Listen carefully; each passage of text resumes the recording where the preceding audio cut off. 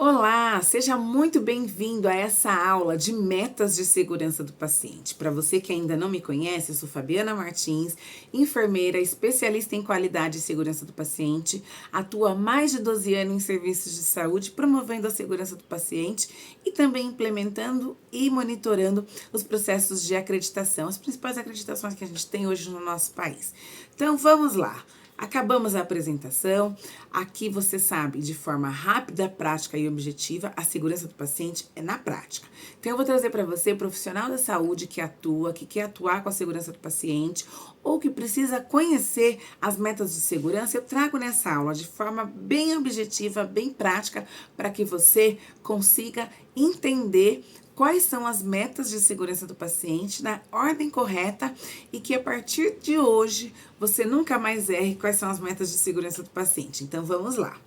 Primeira meta número 1, que é a meta de identificação do paciente. O que é, então, o processo de identificação do paciente? É quando a gente estabelece uma forma de identificar o paciente. Para que a gente precisa, então, identificar os pacientes dos serviços de saúde?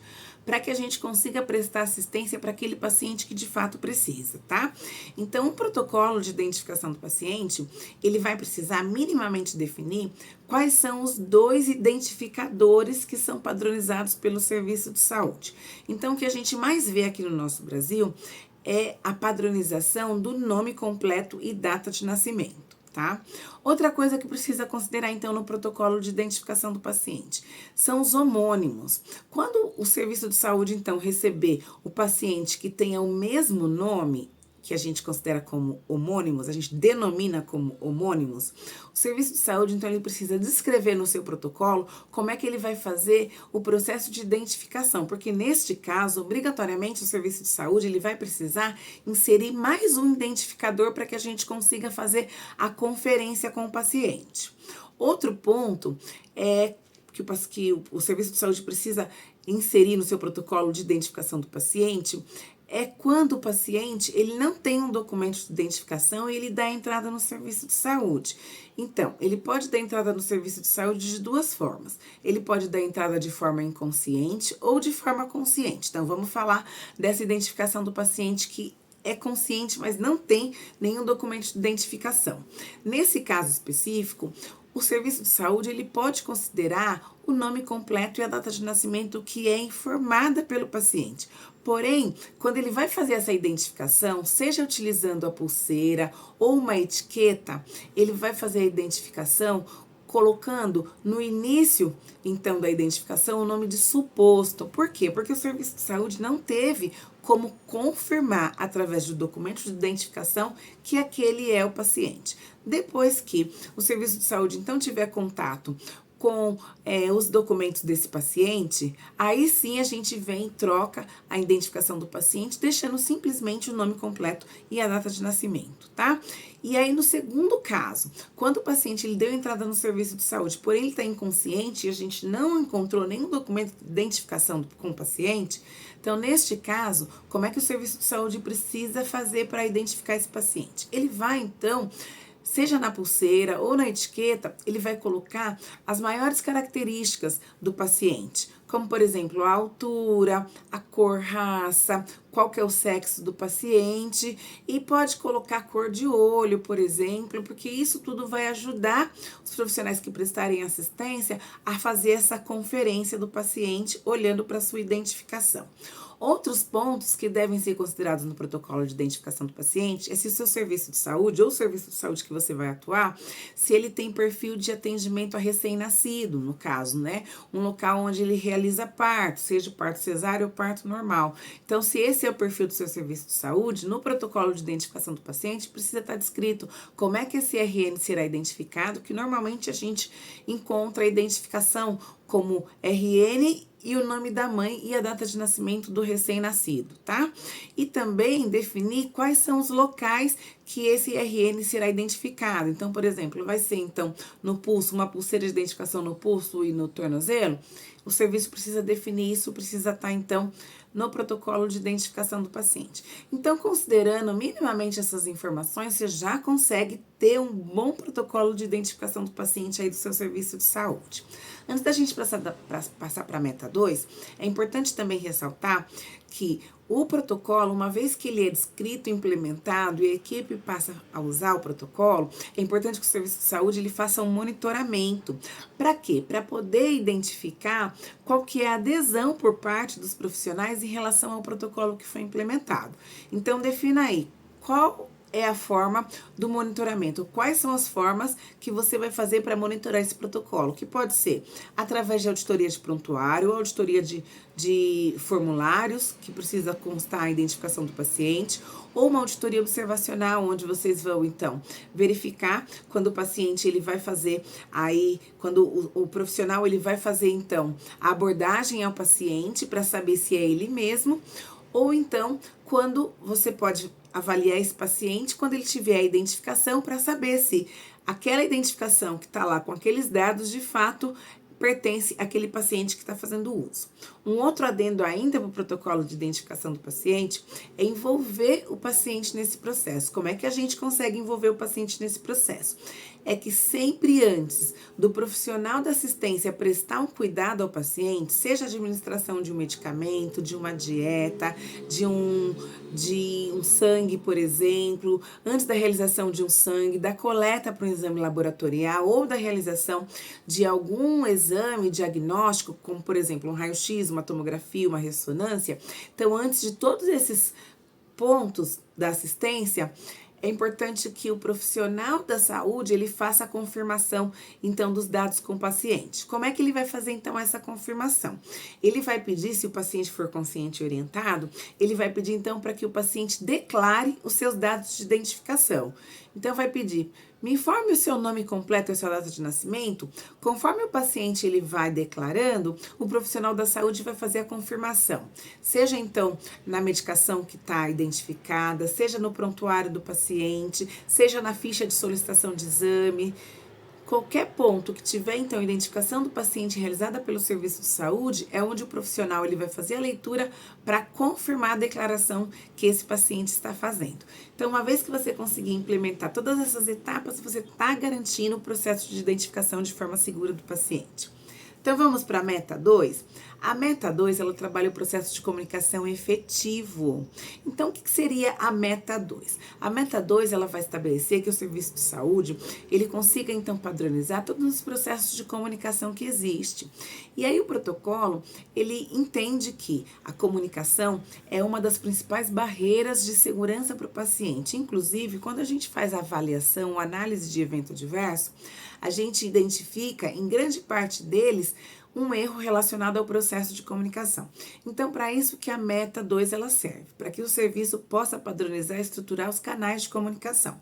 Porém, existem 2 temas que o serviço de saúde não pode deixar de inserir no protocolo de comunicação efetivo. O primeiro tema é o processo de passagem de plantão. O serviço de saúde precisa estabelecer uma ferramenta, um fluxo, um padrão para passagem de plantão nos pontos de transição do cuidado e também definir o que deve ser passado, então, nessa transição de cuidado. Quais são as informações mínimas obrigatórias que devem ser, então, transmitidas para a garantia de uma transferência do paciente de forma adequada. Seja uma transferência para um serviço externo, seja transferência para uma outra área, seja transferência de turno, olhando lá para a troca de plantão. Então, o serviço de saúde ele precisa definir isso.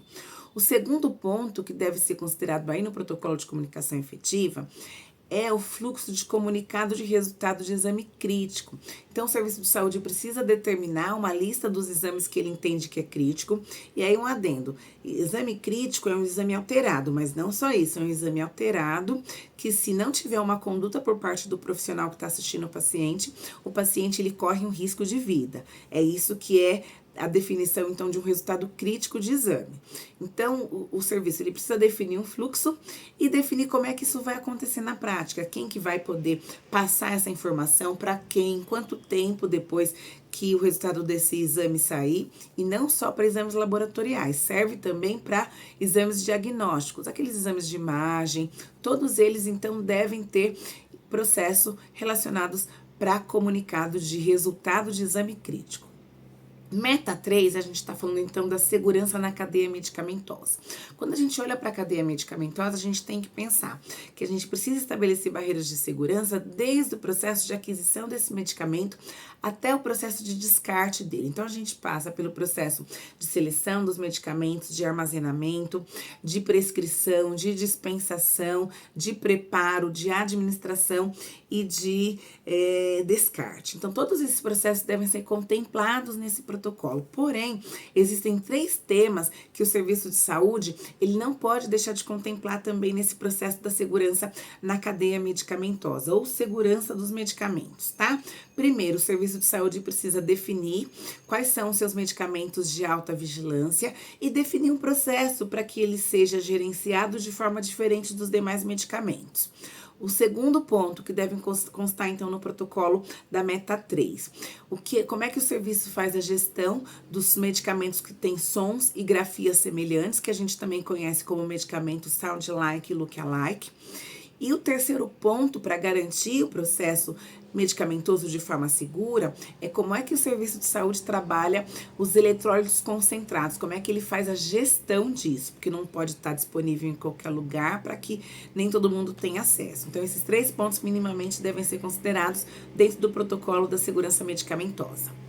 Meta 4, nós estamos falando então da meta que trabalha cirurgia segura. Então, a cirurgia segura, em linhas gerais, a gente precisa garantir todo o processo cirúrgico de forma segura, olhando desde o processo da seleção ou da indicação da cirurgia até o processo final. E para isso a gente tem um checklist de cirurgia segura, que ele vai olhar para minimamente os 3 tempos, que é ali o momento que é o time out, que é antes da incisão cirúrgica. A gente vai trabalhar lá o processo no decorrer da cirurgia e também pós-cirurgia, de forma imediata. Então, quando a gente olhar para a meta 4, a gente está falando de garantir a cirurgia segura, olhando para o paciente correto, olhando para o procedimento correto e olhando também para o resultado correto desse procedimento. Agora, a meta 5 de segurança do paciente, ela vai trabalhar a prevenção de infecção com foco na higiene de mãos ou na higienização das mãos, tá? Então, o que esse protocolo ele precisa ter? Ele precisa ter minimamente o treinamento da equipe, que vai ser direcionado para olhar para os 5 momentos de higiene de mãos e também para a técnica. O serviço de saúde ele precisa garantir, então, que os profissionais de saúde eles vão realizar a higiene de mãos de forma adequada. E o treinamento é uma importante estratégia para disseminar essa prática, tanto olhando para os 5 momentos, quanto para a técnica, que nem sempre é seguida. Outro ponto dentro desse protocolo que o serviço de saúde ele precisa implementar é o monitoramento do consumo de álcool gel e sabonete líquido, porque é a forma que a gente tem de verificar como é que está a adesão a essa parte do processo de higiene de mãos, que é 100% dependente para que o profissional de fato consiga fazer a higiene de mãos de forma adequada. Outro ponto que deve ser considerado ainda aí na meta 5 é que o serviço ele precisa, então, monitorar a adesão das práticas de higiene de mão pelos profissionais. Como é que o serviço consegue, então, fazer aí esse monitoramento, a adesão a essas práticas? É colocando os profissionais que estão na assistência para fazer, então, essa auditoria observacional. Então, treine os profissionais que trabalham na assistência direta ao paciente, forme os times e aí faça com que eles realizem essas auditorias de observação para pontuar como é que esse processo, seja olhando para os 5 momentos de higiene de mãos ou para a técnica, para que o serviço de saúde consiga identificar como é que está a adesão a essa prática de prevenção de infecção. Agora a meta 6, olhando aqui para o nosso país, a gente trabalha dois temas na meta de segurança 6, que é prevenção de danos provenientes de quedas e prevenção de lesão por pressão. Quando a gente olha para fora do nosso país, olhando para as metas internacionais de segurança do paciente, a meta 6 eles só trabalham temas de prevenção de quedas, tá? Então vamos lá, olhar para o nosso cenário aqui do nosso país. Meta 6, o protocolo de prevenção de quedas. O que ele deve constar? Ou o que ele deve conter? Esse protocolo ele tem que ter pelo menos esses 5 passos, tá? O primeiro deles é a identificação do risco de queda. Como é que o serviço de saúde, então, vai identificar o paciente com risco de queda? Uma vez que identificou esse risco de queda, quais são as ações que serão realizadas para esse paciente de acordo com o risco que foi identificado?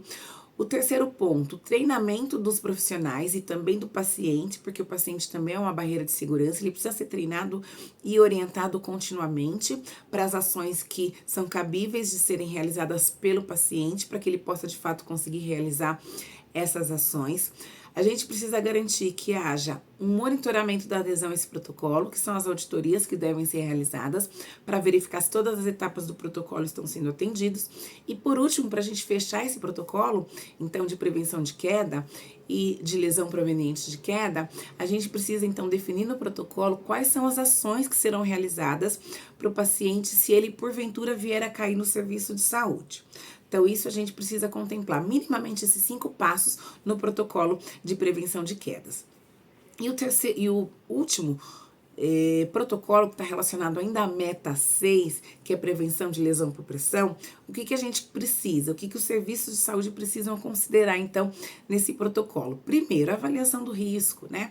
O que é padronizado, ou que muitos serviços de saúde já utilizam, é a aplicação da escala Braden para paciente adulto. A gente tem outras escalas de acordo com o perfil de atendimento que não seja adulto, no seu serviço de saúde. Então, procura para que você possa conseguir entender de acordo com a necessidade do seu serviço quais são as demais escalas, tá?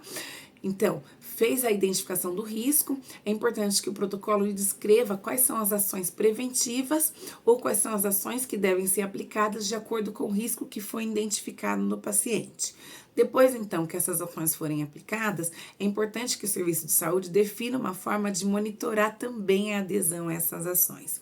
E depois que houve o monitoramento da adesão, a gente precisa olhar então para esses pacientes quando eles então desenvolvem alguma lesão. O protocolo ele precisa contemplar quais são as medidas para tratamento quando o paciente adquire então uma lesão. Então, aqui de forma rápida, prática e objetiva, eu trouxe para você entender quais são as 6 metas de segurança do paciente que nós, aqui no nosso país, no Brasil, nós precisamos implementar nos nossos serviços de saúde, de acordo com a RDC 36, e além de tudo isso que foi falado, um ponto importante, se porventura algum desses temas que foram ditos que estão relacionados à meta de segurança, acontecer algum evento adverso, ou algum desvio, algum risco relacionado a alguma dessas metas de segurança, é importante que você, profissional de saúde, realize a notificação disso no canal interno do seu serviço de saúde.